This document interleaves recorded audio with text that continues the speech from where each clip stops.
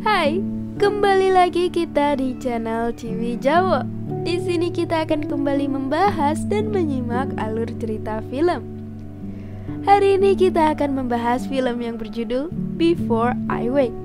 Film yang rilis pada tahun 2016 sekaligus disutradarai oleh John Mike Flanagan.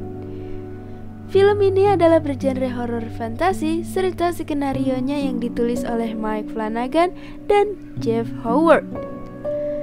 Film yang dibintangi oleh Jacob Tremblay serta berdurasi 96 menit ini bercerita tentang sepasang suami istri yang bernama Jesse dan Mark Hobson yang memutuskan untuk mengambil anak asuh bernama Cody Morgan yang berusia 8 tahun setelah putra kecil mereka bernama Sean meninggal karena tidak sengaja tenggelam di bak mandi. Pada malam pertama, Cody tidur di rumah milik Jesse dan Mark. Dia mengungkapkan kepada Jesse tentang makhluk di mimpi buruknya bernama The Changerman, yang kemudian ditepis Jesse dengan memberitahu Cody bahwa itu hanyalah mimpi buruk dan bukan kejadian nyata. Sebelum kita memasuki ke dalam alur ceritanya, saya ingin mengingatkan kembali bahwa channel ini mengandung full spoiler. Jadi, buat kalian yang belum nonton filmnya, saya sangat sarankan agar kalian menonton filmnya terlebih dahulu, karena bagaimanapun juga menonton film secara full akan jauh lebih baik. Jadi, langsung saja kita simak alur ceritanya. Let's check it out.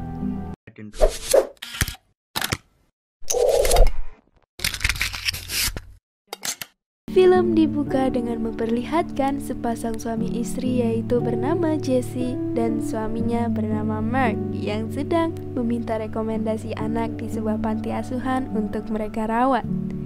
Lalu petugas panti asuhan yaitu bernama Natalie memperkenalkan anak bernama Cody yang berusia 8 tahun. Lalu sepertinya Jessica dan Mark pun tertarik untuk merawatnya. Mereka pun pulang dan bersiap-siap untuk mendekor kamar untuk menyambut Cody yang akan datang. Mark juga terlihat mempersiapkan perlindungan di kamar mandi, khususnya di bagian bathtub yaitu holder untuk menjaga Cody ketika mandi.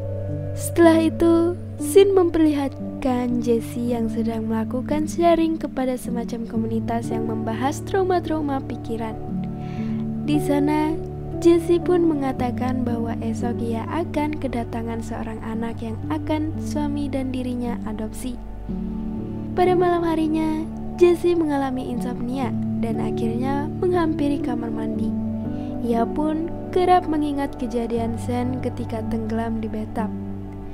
Dirinya sepertinya sangat bersalah akan hal itu, tetapi ia berusaha bangkit dan kembali ke kamar. Keesokan paginya, mereka pun akhirnya kedatangan anak adopsinya yang mereka tunggu, yaitu Cody bersama petugas dari panti asuhan untuk mengantar Cody. Ketika mereka memasuki rumah, terlihat Cody justru melepas sepatunya dan berkata bahwa sepatu akan mengotori lantai rumah. Jesse pun terlihat kagum dengan perlakuan Cody. Malam itu adalah malam pertama Cody di rumah itu. Ia diantar tidur oleh Jesse dan Mark. Ketika Jesse mengantarnya sampai kasur, Cody juga memberikan pujian kepada Jesse layaknya seorang ibu dan anak kandung.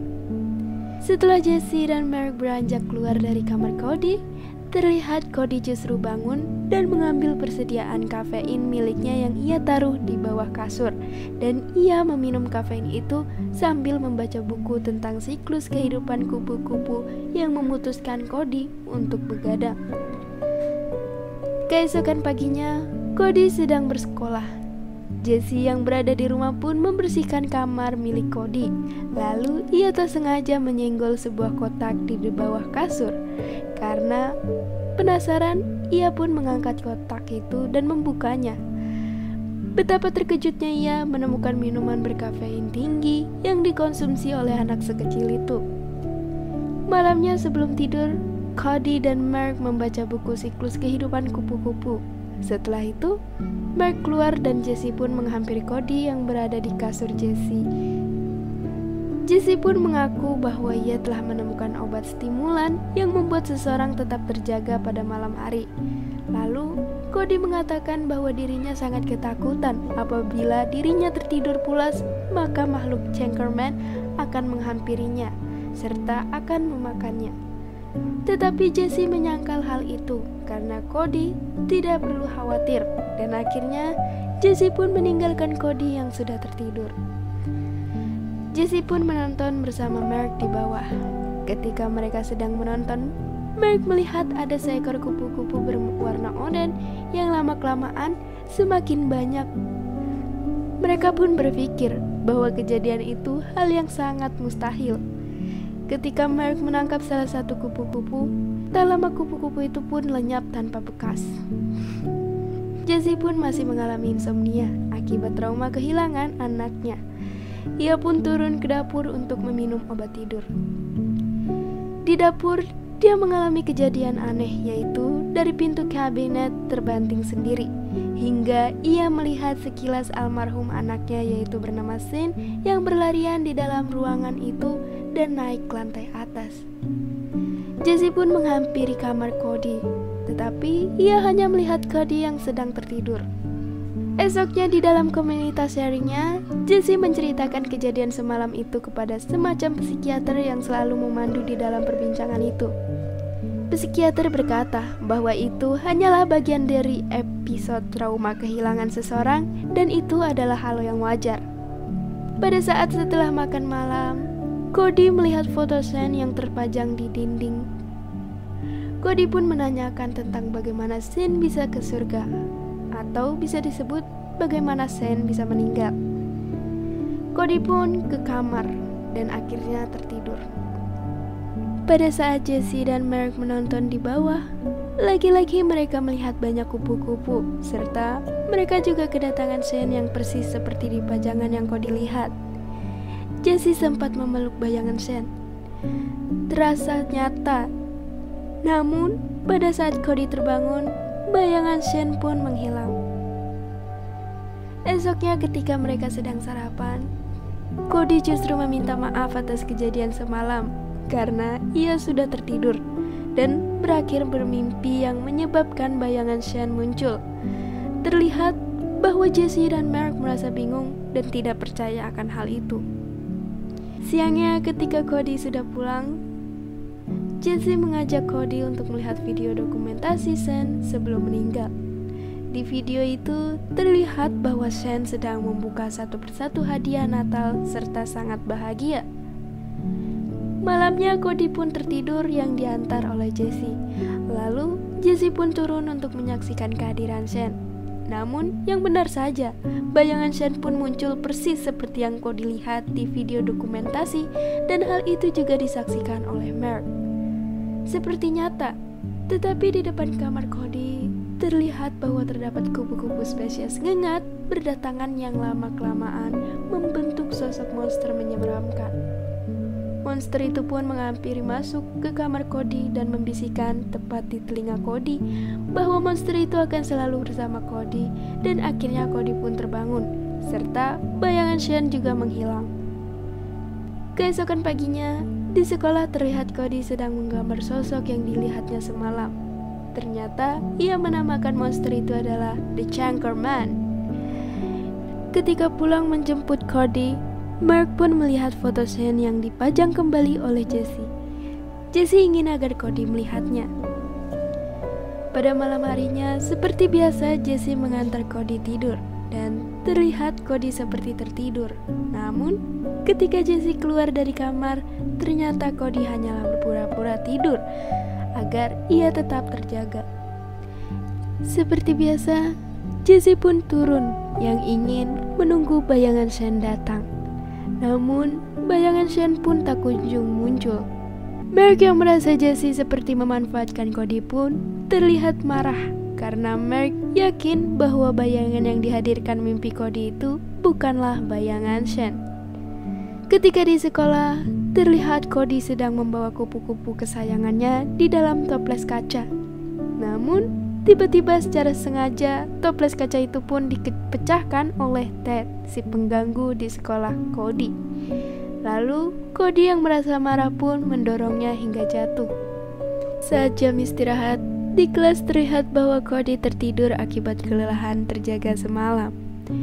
Ted pun yang berpikir ingin menjahili Cody pun tertunda karena ia melihat sosok anak kecil terduduk di kursi kelas. Setelah itu, sosok itu pun menghilang. Sosok itu adalah Sean.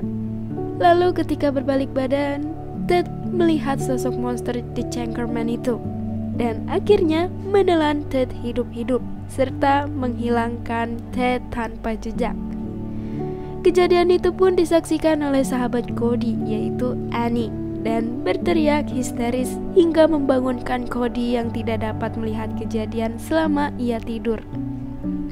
Malamnya seperti biasa, Cody meminum kafein terlebih dahulu agar tetap terjaga. Lalu, Cody merasa bahwa di bawah kasur seperti ada yang mengetuk. Setelah itu, Cody memberanikan diri untuk mengecek. Namun, ketika ia mengecek, Cody langsung dikagetkan oleh bayangan Ted yang berusaha menarik kaki Cody ke dalam kasur. Keesokannya, Cody merasa tidak baik dan berizin untuk tidak masuk ke sekolah. Namun, Mark justru mengajak Cody untuk membeli kasur tanpa kolong. Sepulangnya, mereka ke rumah, terlihat polisi mendatangi Mark dan mengabarkan bahwa Ted masuk ke dalam kategori penculikan. Malamnya ketika Jesse menyiapkan kudapan untuk Cody dan Mark, terlihat Jesse memasukkan obat tidur ke dalam susu milik Cody. Lalu, Jesse pun menghampiri Cody dan Mark yang sedang sibuk mendekorasi kamar milik Cody. Setelah Mark dan Cody selesai mendekorasi, tak lama kemudian Cody tertidur akibat obat tidur yang diberikan oleh Jesse. Ketika Cody tertidur, Mark dan Jesse kembali melihat bayangan Sean yang persis di video dokumentasi Sean. Ketika Jesse mendekati bayangan Sean pun langsung menyemburkan cairan kotor ke arah Jesse dan terlihat monster The Changerman itu pun keluar dari dalam kado. Mark pun langsung bergegas membangunkan Cody. Namun nihil, Cody tak kunjung bangun yang berakhir The Changerman menelan Mark yang berusaha melawan secara hidup-hidup serta melempar Jesse hingga pingsan. Pada malam itu juga, Jesse pun terbangun yang memperlihatkan Cody yang sedang menelpon polisi untuk datang. Namun, pada saat itu, Cody dibawa kembali oleh kepolisian untuk dikembalikan ke panti asuhan. Keesokannya, Jesse pun mendatangi Natalie selaku petugas panti asuhan yang mengurus Cody. Jesse meminta bantuan kepada Natalie. Lalu Jesse pun diarahkan untuk mendatangi salah satu penjara. Ketika Jesse mengunjungi penjara, Jesse bertemu oleh tahanan bernama Whelan. Whelan itu ternyata adalah mantan keluarga yang pernah mengurus Cody. Lalu, Whelan pun menceritakan pengalaman ketika ia dan istrinya merawat Cody secara terperinci. Whelan juga mengatakan bahwa istrinya ditelan oleh makhluk mimpi Cody, yaitu The Changerman. Karena itu, Whelan menyarankan Jesse untuk membunuh Cody. Ia juga mengatakan bahwa dirinya pernah berniat ingin membunuh Cody, namun hal itu gagal dan menyebabkan Whelan dipenjara. Pada suatu hari, Jesse mendatangi rumah sakit. Di situ Jesse ingin meminta barang-barang yang beratas nama Andrea Morgan, yaitu ibu kandung Cody, yang akhirnya Jesse pun mendapatkannya. Sesampainya Jesse di rumah, ia pun bergegas membuka kardus yang berisikan barang-barang milik ibu kandung Cody. Di dalam kardus, Jesse menemukan boneka kupu-kupu dan beberapa barang lainnya yaitu sepasang sepatu dan buku catatan milik ibu kandung Cody. Pada malam harinya di panti asuhan, terlihat Cody sedang dibius. Ketika Cody tertidur, kupu-kupu pun mulai berdatangan. Di sisi lain pun memperlihatkan Jesse yang sedang menyelinap masuk ke dalam panti asuhan. Ketika di tangga, Jesse melihat banyak kupu-kupu. Selain itu, Jesse juga melihat beberapa petugas panti asuhan, termasuk Natalie yang sudah terpasung dengan sarang kupu-kupu. Jesse pun tetap terus berjalan. Sesampainya di atas, ia melihat sebuah ruangan dan ia pun masuk. Di dalam, ia pun diganggu oleh bayangan-bayangan yang memperlihatkan wujud Mark, dirinya, serta Sean yang sangat menyeramkan. Ia pun langsung bergegas dan menutup ruangan tersebut. Ketika ia sampai di depan kamar Cody, terlihat Cody sedang tertidur pulas. Lalu, tiba-tiba Jesse pun dilempar oleh makhluk The Changerman tersebut. Sampai-sampai dia terlempar keluar dari kamar.